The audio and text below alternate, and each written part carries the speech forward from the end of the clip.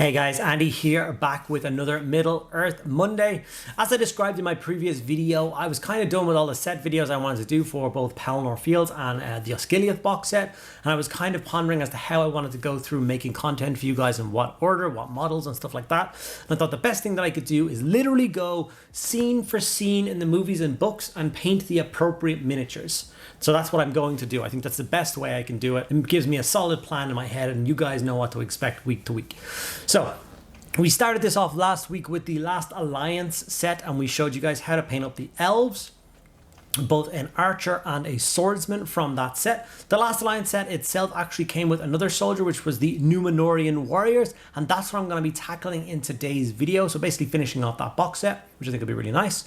And then after that, we have to get through a heap of characters. So we obviously have to get through Elrond and Gil-galad. We have to get through Sauron, and that pretty much covers up. Oh no, we have to do a Isildur and Elendil as well. So once we get through all of those characters, that'll basically bring the Last Alliance series to a close, and then we can move straight into the beginning of the Fellowship of the Ring, when the escaping from the Shire, the being chased from Farmagot's crop, the Wizard's Duel, that kind of thing. I'll paint, Gandalf on his cart going over the bridge as this nice little scene.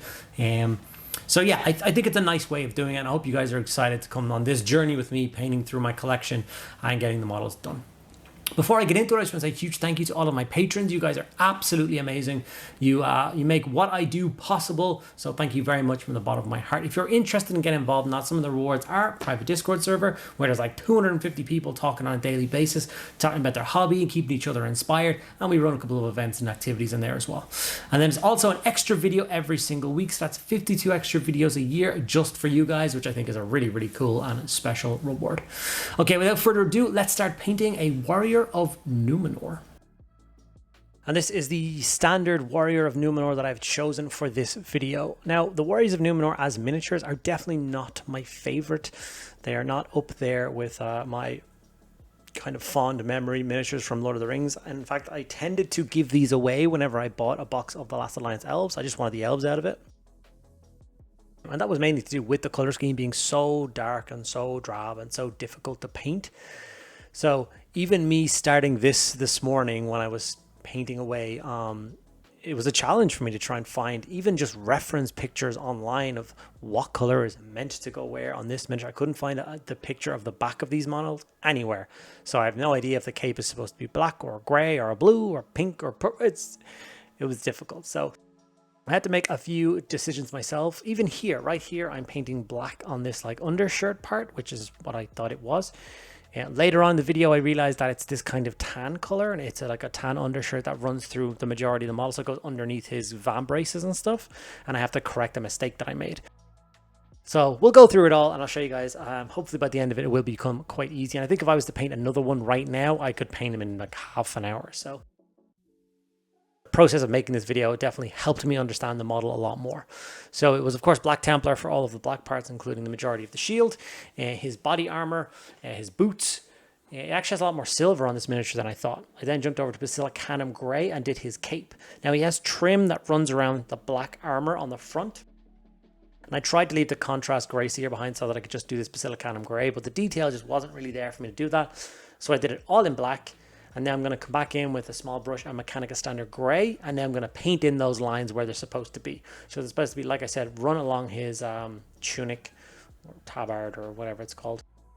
And it runs down the middle, around all the edges on the bottom, and then across the top of his chest as well. So this is supposed to basically be the same color as his cape. So one obviously started with the contrast grey, one started with the base coat grey, but once they're dry or they're washed and layered up, they should match each other really well. Looking neat and tidy. Warriors of Númenor.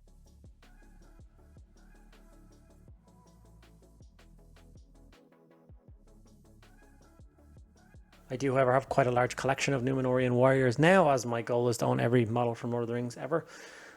So yeah, it's now a case that I had to go on eBay and scour it for archers and spearmen, as Games Workshop don't sell those miniatures anymore for them. So that was a bit of a pain, but I've got enough models now to make a fairly decent sized army.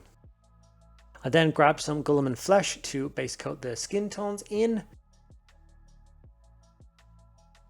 Quick and easy job. You see I've done the grey as well in the center of his chest for the tree Lead Belcher was then brought in. So I just did all of the metallics in silver, and then when I go back to the gold stage, I'll just paint back over the bits that I've done some silver with the gold. I think just makes it a little bit easier for me. So obviously the trim on the top and the bottom of the shield, the actual tree in the center of the shield as well is meant to be silver. The entire helmet, although like I said, we'll come back in with the gold for the ears and the rim bit that goes across the forehead. The crossguard and pommel of the sword is meant to go gold, and then there's some detailed trim on his armor. And it was actually at this stage where I was looking at his shin guards, and the images that I was seeing, I was like, okay, it has gold trim on the top and the bottom. And then as I was looking at the model more, I was like, I can't see these trim parts that are meant to be gold. And then I noticed that it was the cloth, and then I paid attention more and realized the cloth was meant to be that tan color. So we'll have to introduce that a little bit later. It's actually just after the retribute armor stage. So grabbing some gold, and like I said, doing the crossguard and hilt of the sword, and then a good bit of detail on the helmet. The stars above the tree on the shield get done in gold. And then there's a little bit on the sheath or scabbard of the sword as well. It's hidden behind the shield. But if you look between the shield and the cape, you can see the sheath in there as well. So the bottom of that also has a little gold part as well. Just take your time, have a look around the miniature, make sure you don't miss any parts if you are following along.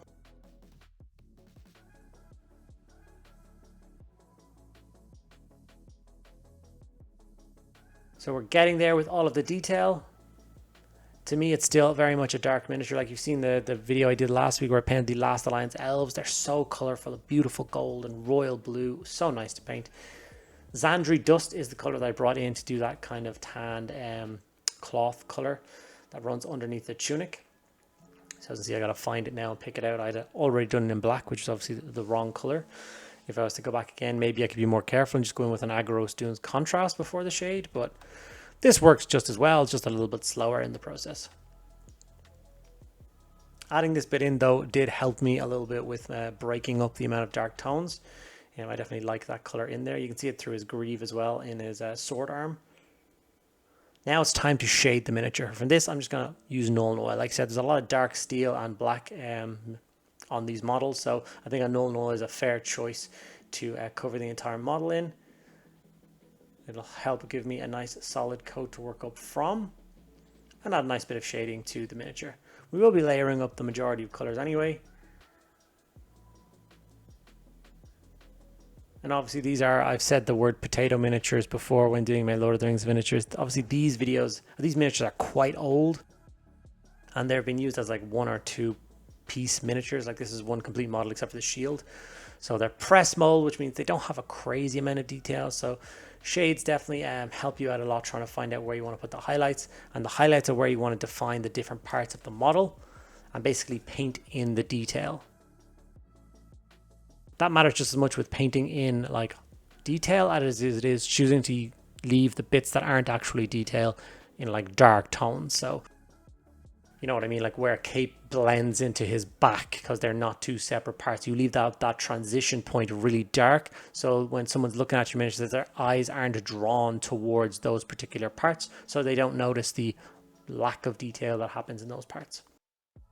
So after the Nuln Oil is dried, I grabbed my Corvus Black, and that's when I went in and started doing the layering process across all the black parts. So that of course includes the shield, the tunic,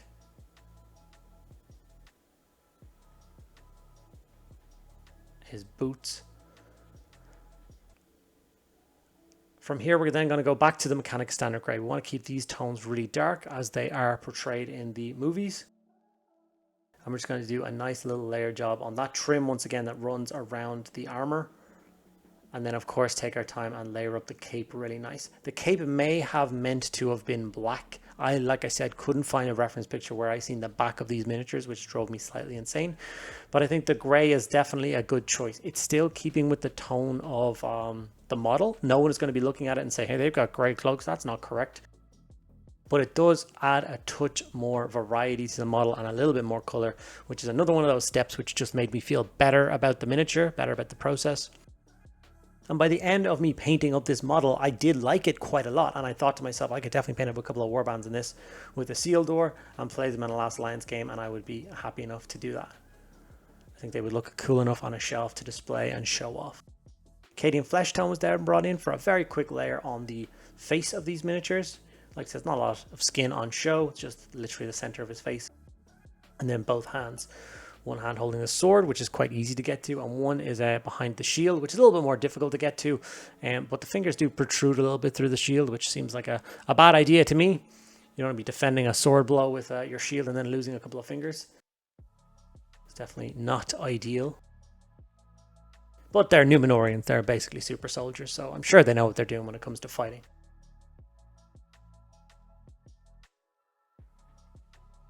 Really feeling like we're getting there. Lead Belcher was then brought in to highlight the rest of the metallic, so we're going to go in here and highlight all of the silver and all of the gold parts of this model with some Lead Belcher.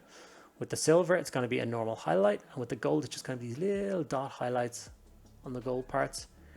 Just act as the kind of refractive point of the material, where a bit of light is glinting off the gold. That's all we're trying to do. So dot highlights do work a treat for this particular point.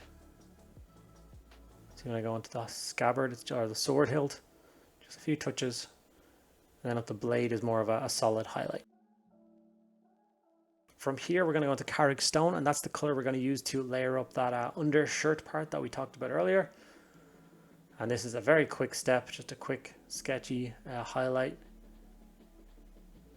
along the bottom. Don't forget to get the inside of his greaves as well.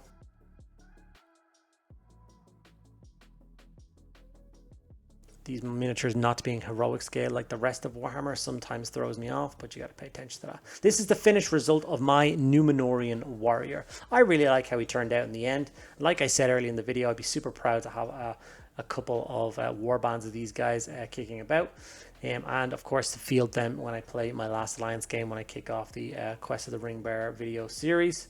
Here he is next to the model I painted last week, and I think you can get a better sense of what I mean by which kind of color scheme I prefer painting, which I think stands out in the battlefield and looks more intriguing and interesting to me. And obviously people have different preferences, and more to you, whatever you like. Let me know which of the two you do actually prefer in the comments below. I would like to know if the Númenorians really jump out to some people, and if they do jump out, I'd also love to know why.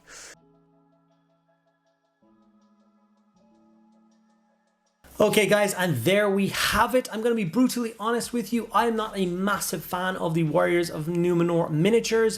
They're fairly old. The detail is kind of terrible on them.